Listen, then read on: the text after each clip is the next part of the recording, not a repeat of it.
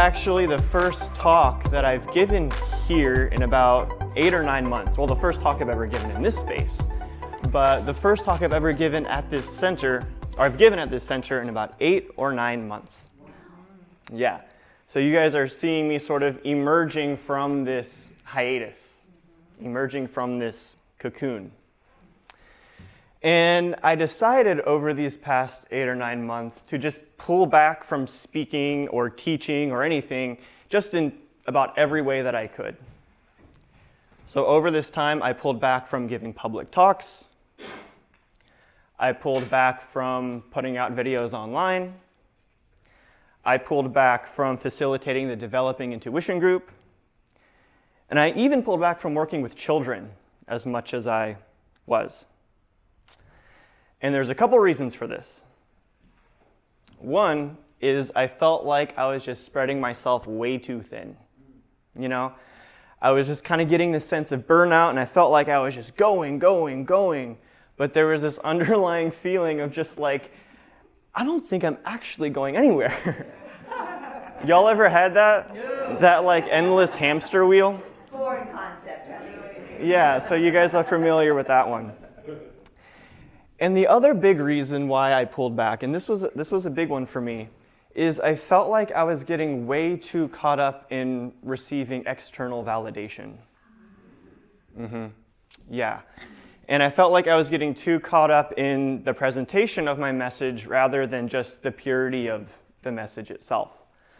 So for example, I would record a video of myself doing something and I would put it out on the internet, you know, and I found myself getting so caught up in how many likes it got, how many likes it didn't get, how many subscriptions I would get, how many subscriptions I wouldn't get, you know? And I just found myself getting so just lost in this very shallow dimension of my work. And so I noticed this within myself, and I was like, you know what? I just want to take a step back. I just want to step back completely. And I decided I wanted to go through a period where I wasn't concerned at all with how anyone was receiving what I do. And I wanted to go through a period where I was just sitting alone in solitude with the purity of whatever messages or insights were coming through me. And I felt myself asking these deeper questions like, okay, I'm saying all this stuff, I'm putting out all this stuff, but what the hell am I actually saying? You know? Like, what's my real message here? What's my niche? What do I actually have to offer? So through that, I went into this period of self-reflection. And during this period of self-reflection, I spent a lot of time alone. I spent a lot of time alone in nature, just going for these really long walks. These really long walks by the bluffs and through the forest. And as I would go on these long walks, I would have these really long conversations with myself. These really deep heart-to-hearts. And I don't know if any of you have ever had this, but when you talk to yourself long enough, something starts to talk back. Y'all ever had that? Yeah. So something starts to talk back. And so for me, what this feels like when I go into these spaces of having these deep conversations with myself is it feels like I'm talking to a mentor. It feels like I'm talking to like a best friend or like an older sibling or like an older, wiser version of myself, you know? And when I go into this space, there's almost this like angelic sort of frequency or quality that comes in with it. And when it comes in, it's very distinct and it's very recognizable. And that's how I know, okay, now I'm connected here, right? And it doesn't always just come in as one personality. It can come in as many different personalities and archetypes. So when I go into this space, I call this talking to my guides. That's what I call it. I call it talking to my guides because it feels like I have a team of guides around me that are giving me information and giving me guidance and giving me wisdom But to be honest, I don't really know. I don't really know.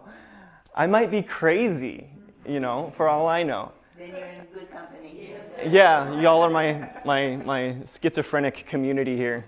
I value you all very much for that. The opposite of split mind, one mind. Yeah, one mind. And so, I might be talking to my higher self. I might be unlocking various parts of my unconscious. I don't know, but I call this talking to my guides. And this is kind of my process. Every time I give a talk, I go into this space, and that's where I get my information. That's how I dig. So during one of these conversations of talking to my guides, I was asking them the question, what's my message? What do I actually have to offer? What do I actually have to say? What is my niche here? Where do I belong? And they replied with almost like this riddle. And when they gave me this response, I had no idea what it meant or how I relate to it. And I had to sit with this response for months before I got any kind of clarity as to what this means for me. And this response they gave me, to be honest, I still don't fully have a grasp on it. It's probably going to be something I sit with for the rest of my life. And so I'll share with you what they said. They said, in response to this question, what is my message? How can I serve? They said, to notice where people are thirsty. They said to notice where people are thirsty because you have what will quench their thirst. Living water. Yes, they said to notice where people are thirsty because you have what will quench their thirst. And as I say that statement, that's not just for me. I hope you all know that, right? That's for each and every single one of us because we all have nourishment to offer one another. And we all have a deeply profound gift to give to this world, right? But for me, being in this place of really looking for answers and being in this self-reflective state, that was a profound statement for me to sit with, And it kind of drove me crazy a little bit, Because I was like, what does that mean to notice where people are thirsty? You have what will quench their thirst? It kind of, in some places, it kind of made me a little neurotic. Like I would walk into a room of people and be like, where are you thirsty? Where are you thirsty? Can I sniff out your thirst? So I had to kind of let it go a little bit and just kind of do its work on me. Stuff like that can drive you crazy. So just a couple weeks ago, I found myself walking through a bookstore, right? And I found myself just noticing the books that I was naturally drawn to, the metaphysical, the spiritual, psychological, religious, historical, inspirational genres, right? And just thinking about my own book, and I'm like, what genre is my book gonna fit into? Where do I fit into this? And I started looking at the best-selling books. Yeah, these books that have sold millions of copies, right? And I'm like, okay, these people are quenching somebody's thirst. Nice. Right? These people are doing something right. What are these people doing? What are they talking about where they're really feeding masses of people? And so I started going through these best-selling books that have sold millions of copies, right? And I got struck with this aha moment, this total realization. And I was like, oh my God, all of these books, they're all basically just telling people how to live. Mm-hmm. That's all they're doing. They're just telling people how to live. That's our collective thirst, is people want to know how to truly live. Most of humanity does not know how to truly live, right? And I started thinking about that with regards to our collective. And I was like, oh my God, you know what? Most people don't even know what to put into their bodies, do they? Most people don't even know what to eat, right? Most people don't even know how to have sex in a healthy way. Isn't that true? I mean, God, I'm still figuring that out. Right? You know what I mean? It's like we don't even have our basic needs dialed in yet. Love you too. But we're sending people to Mars, right? We're sending people to outer space. We're developing all this crazy technology. It's like, is that a good idea? Right? It's like, come on. We don't even have our basic needs figured out yet. Let's kind of slow down a little bit and just figure out how on earth to live. How on earth? Yeah, literally, how on earth to live. Right? Centers for Spiritual Living. Centers for Spiritual Living. That's a guidepost, right? So, I mean, when you think about it like that, it just makes sense why we are so thirsty for guides, for mentors to show us what it means to truly live, right? Yeah. And so I thought about that with regards to myself and my own work, and I was like, all right, this book I'm working on, what should I put in there? And I came to an insight about myself through this realization. Is months of prayer and contemplation, and I finally had my big breakthrough. And do you want to know what it was? Sure. No.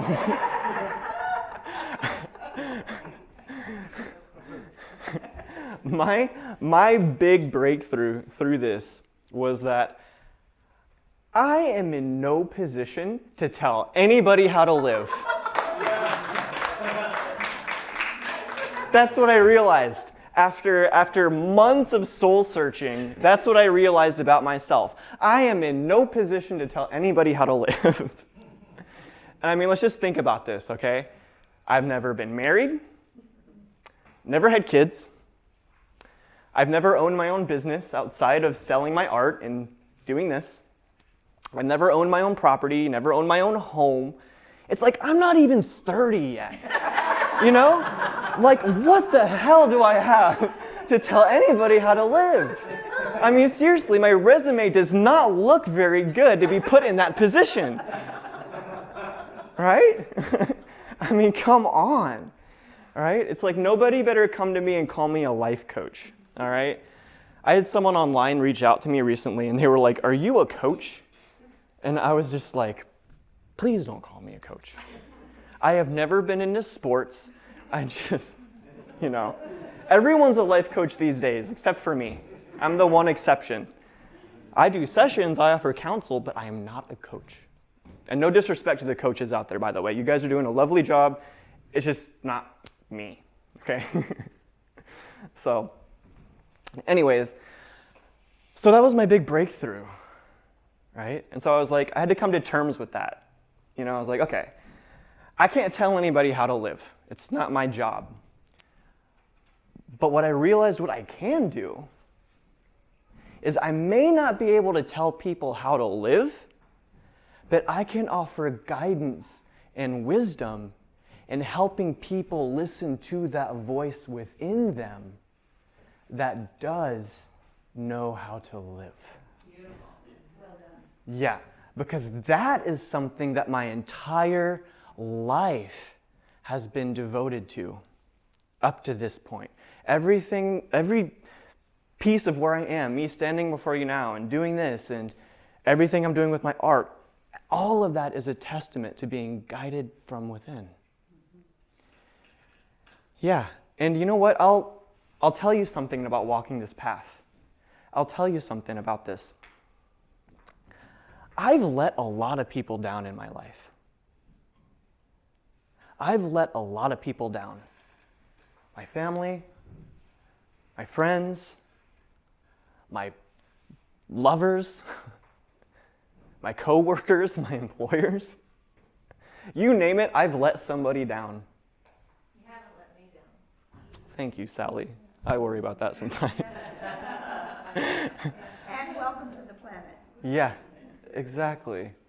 So I've disappointed a lot of people, being on this path that I'm on, and Many of you are on this path as well, and I'm sure you've come to that too. You've probably let people down too. And you know what? That's okay. It's okay to let people down. Because your inner truth does not always coincide with the agendas and expectations of the people around you. Okay? It agrees. It's a knock of support. Are you people listening? The angels are with us. Yeah, so your inner truth does not always coincide with the expectations of other people. Because your inner truth is operating from a set of laws that is completely different from those that the rest of the world are operating from. So you might feel a little crazy walking this path, but I will tell you that the gold and the treasure that you bring forth from within yourself makes this whole journey worthwhile. Okay? So this is what I'm going to talk about today. I'm going to be talking about what it means to be guided by that voice that speaks to us from within. And I'm going to share with you the most important tool, the most important key that we can utilize when it comes to listening to this voice. Okay? It's like if I was going to tell people one thing about this path, this is what I would tell them. Okay? Does all this make sense? Oh, yeah. Okay. Glad I'm not the only crazy one here. Hey, don't worry about it. Yeah, okay. So the most important tool that I have found when it comes to walking this path of being guided from within is, anybody want to guess what it is? Tell the truth to yourself. Listening. All those could be the most important one. Letting go. I'll tell you, no one said it yet. I'll tell you what it's been for me. The most important tool when it comes to walking this path has been intention. Intention. And it sounds simple, it sounds basic, doesn't it? And that's because it is. The highest truths of this universe are often the most simple, right? And receptivity. If you have an intention but you're not willing to receive it, you're screwed. Yeah, so they go hand in hand. Mm-hmm. So one of the things that my guides told me in these conversations, in these dialogues, is they said that the most important tool of consciousness is intention. They said that is the most important tool of consciousness. And they said it's not our thoughts that create our reality, and it's not our beliefs that create our reality, but rather it is our intentions that create our reality. It's a consciousness. Mm-hmm. Because when you set an intention, all of your energy, mental, creative, perceptive, gets channeled towards a single point of focus. And from that single point of focus, realities, worlds are birthed forth from within you. And the reason why most people live lives the way that they do is because they're just matching the default of what everyone else around them is doing, right? They're living from inherited unconscious intentions. They're not clearly defining any real intentions of their own volition. So it's like if you set an intention, that's like wielding a sword that cuts through the veil of the collective unconscious. It cuts through the veil of this reality, you see. So, of course, when my guides tell me something, it's like my homework to actually apply it, right? All right? Or else it's meaningless. It's like, oh, that's cool. You know? So ever since they told me this, I've been doing this practice every single day of stating my intentions. And every single morning, that's the first thing that I do, is I declare my intentions. I state my intentions. And I do it through prayer. And so I'd like to just take a moment to just share with you my morning prayer, if that's okay. Is that cool? Okay. Yeah, so I'm going to share with you this prayer that I say every morning, and just kind of as a disclaimer, you know, everyone has a different way of talking to the divine. Everyone has a totally unique way of communing with God. So you may not resonate with the way that I talk to God. You may not resonate with the words that I use, but this is just an example of how someone utilizes intention every day. And so I wake up in the morning, half eyes glazed over, crazy hair, you know, it's all. And the first thing that I do before I let my thoughts kind of go crazy is I say this prayer. And I say, I call forth the deepest part of myself that remembers its union with all things. And I call forth the deepest part of myself that remembers its union with God. And I call you forth from within my innermost depths to illuminate my thoughts, to illuminate my perceptions, that I may see through the eyes of the Creator, and enter into all of my relationships and make all of my relationships holy, and speak through my words, you know, be guided by my actions. May I be utilized as an instrument in the arms of the divine. And I set the intention to be guided by that voice, by your voice that speaks to me from deep within. And then I talk to God. I talk to the Creator. And I say, God, I give all of my power back to you. I give all of my power back to you.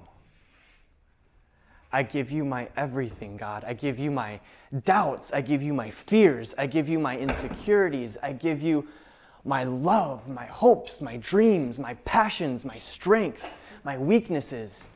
I give you my creativity. I give you my genius. I give you all of my experiences, both positive and negative. God, I give you my everything, that you may take it and transmute it into medicine for the healing of others. This is my prayer. This is my intention.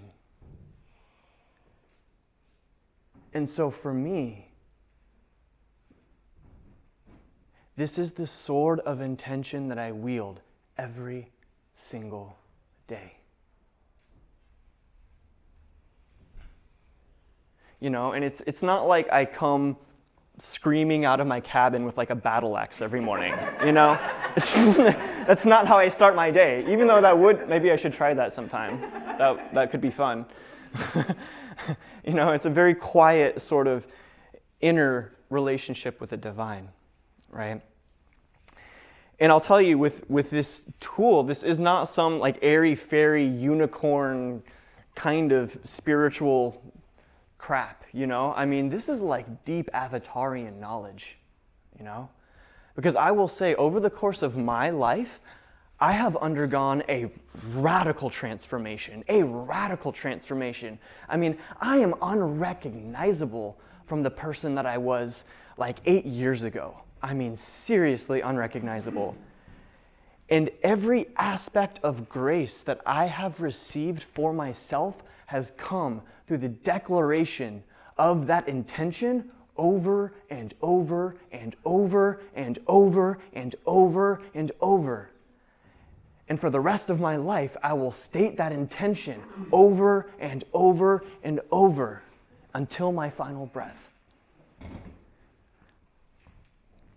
And so I'm going to wrap up this talk through sharing a personal story with you of just how this has completely changed my life. Okay? So a couple years ago, I was in a very, very, very, very dark place. And I was in this relationship with this girl, and it was very deep. We had a profoundly celestial connection that neither one of us understood, and we still don't understand. I'm still friends with this person. And at the time, I kind of knew that the relationship was dwindling, but it officially ended when she started seeing someone else. Y'all ever had that? Yeah. Raise your hand if you had that. It's really fun. It's really fun. It's the best way to end a relationship, right? Yeah. There's no better way. For her. Oh, yeah, for her. Yeah, for her it's pretty good. It wasn't good for me. So that... Oh, God bless this person in my life. They're teaching me so much.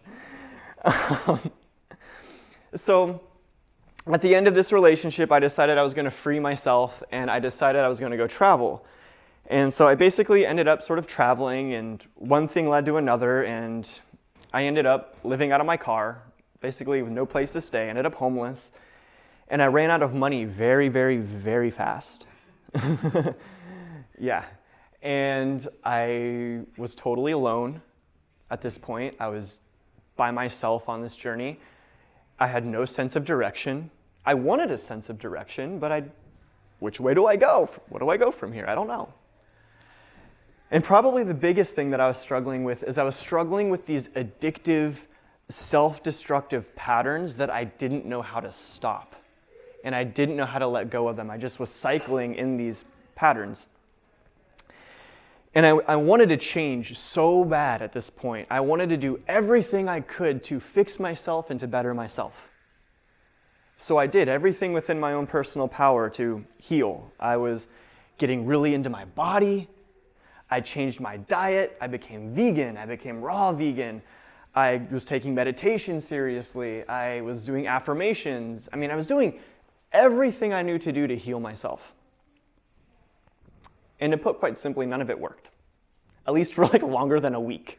None of it worked. After 3 days, I was like, I got this. And then a week later, it was just like, oh, back to this again, right? And so I noticed this, and I was like, I need to step up my game a little bit, right? So I'm going to go on a spiritual quest. I'm going to go on a vision quest. So I decided to go up to Mount Shasta, which, for those of you that don't know, it's a very esoteric energy vortex place where people go to receive healing and guidance. You all probably know that. And I went up there, and I found a spot in the forest, little cozy little nest. And I was like, I'm going to stay up here, and I'm going to fast, and I'm going to pray, and I'm going to meditate for days on end until I receive a healing. And so this is what I did. I went up there, and I started fasting, and I didn't last very long. My fast lasted for 2.5 days, maybe. Didn't last very long. And after the second day of fasting, and to this day, I still don't know what possessed me to do this. At 2 o'clock in the morning, okay? At 2 o'clock in the morning, I end up driving 45 minutes away to the nearest Walmart that is open 24/7, right? And I go and I buy as much food as I can possibly afford, which at that point was I think 2 loaves of bread and some other random things. Hopefully it was organic bread, I don't remember. And I drove it another 45 minutes back to my campsite.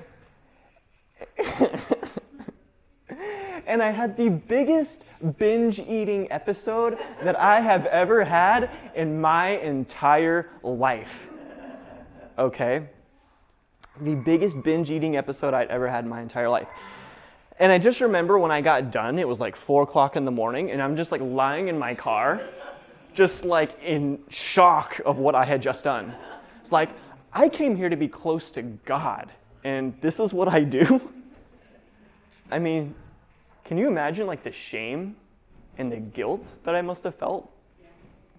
And not only that, but I'm sitting there just like, I feel like I'm gonna puke. My girlfriend dumped me for another guy. I have nowhere to live. I'm totally homeless. I don't have any money. I have no sense of direction. Like, what the hell am I doing with my life? You know? And so I'm just lying there about to burst, feel like I'm pregnant, you know? And I start talking to God. And I'm like, God, I don't know where to go from here. You know? I don't know where to go from here. I've tried everything I can of my own personal will to heal myself, and none of it has worked. So at this point, God, I don't care what happens to me. I don't care what happens to me. But I have one request. I have one thing to ask of you. And it's that you take my pain, you take my suffering, and you take everything that I have ever been through, and that you transmute it into medicine for the healing of others. I don't know what this looks like. I don't know what I'm going to have to go through for this to happen, but just take me, God. Please just take me, you know. Take everything from me and use it somehow in service. And from that point, my life did a complete 180-degree shift. I kid you not. Everything in my life changed after that. And it was like a month after that, I gave my first public talk. And guess what my talk was on? The archetype of the wounded healer. That was the first talk I ever gave here several years ago. Does anyone remember that? Actually? Yeah, that was the first talk I ever gave here. So thank you all so much for being on this journey with me. Just want to say that. And so I share this story with you because this isn't just my story. No. This is our story. Because we all go through the same thing. We all go through the same gates of initiation. We just go through it in our own way. Right? So, and we're all working through our own stuff. So, you know, maybe some of you are working through certain patterns within yourself that you know aren't necessarily good for you, but maybe you just don't know how to stop. Or maybe you're facing something in your life that feels out of your control, that seems insurmountable. And no matter what you're going through, I just want to say that there is nothing within you and nothing within your experience that cannot be radically transformed under the intention for it to be transmuted into medicine for the healing of others. Thank you all so much.